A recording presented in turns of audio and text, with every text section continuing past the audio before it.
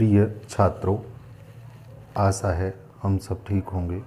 पिछले वीडियो में हमने शब्दालंकार को पढ़ाया था। आज हम अर्थालंकार के विषय में चर्चा करेंगे और इसे क्लियर करेंगे। अर्थालंकार का मतलब है अर्थ के माध्यम से काव्य की सुंदरता को बढ़ाना। जो अर्थालंकार के भी 4 रूप होते हैं, इन्हें भी हम 4 भागों में डिवाइड करते हैं। अर्थालंकार के 4 जो रूप होते हैं उसमें पहला रूप होता है उपमा अलंकार, रूपक अलंकार, तीसरा होता है उत्प्रेक्षा अलंकार, चौथा होता है अतिशयोक्ति अलंकार। अब हम यहाँ पर उपमा अलंकार के विषय में चर्चा करते हैं। उपमा अलंकार के विषय में देखते हैं कि उपमा अलंकार होता क्या है। उपमा अलंकार की परिभाषा को अगर देखा जाए तो हम ये कह सकते हैं कि जहाँ जो 2 व्यक्ति और वस्तुओं के बीच में अगर तुलना की जा रही है, एक दूसरे से तुलना की जा रही है, तो वहाँ पर निश्चित तौर से उपमा अलंकार होगा। जैसे उदाहरण के तौर पर हम ले सकते हैं चांद सा सुंदर मुख। यहाँ चांद की तुलना मुख से की जा रही है, इसलिए यहाँ निश्चित तौर पर देख सकते हैं कि उपमा अलंकार है। अर्थालंकार का दूसरा रूप है रूपक अलंकार। जहाँ उपमेय में उपमान का अवैध रूप से आरोप्य हो, उसे रूपक अलंकार कहते हैं। जैसे उदाहरण के लिए चरण कमल बंदौ हरिराही।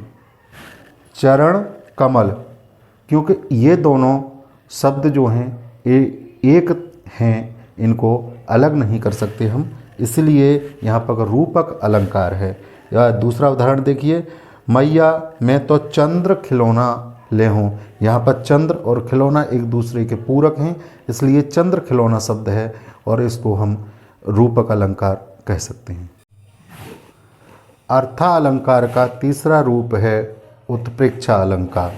यहाँ पर उपमेय में उपमान की संभावना का वर्णन होता है, वहाँ उत्प्रेक्षा अलंकार होता है। उदाहरण जान पड़ता है नेत्र देख, बड़े बड़े हीरकों में गोल नीलम हैं जड़े।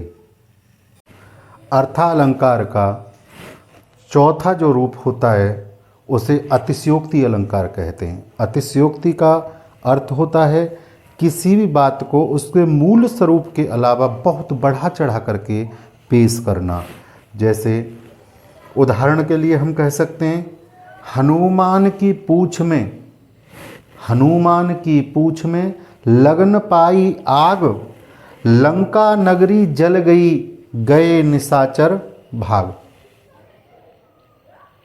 प्रिय छात्रों, यह जहाँ तक है आपकी समझ में आया होगा और क्लियर हुआ होगा। इसके साथ ही हम आगे मिलेंगे नेक्स्ट वीडियो में।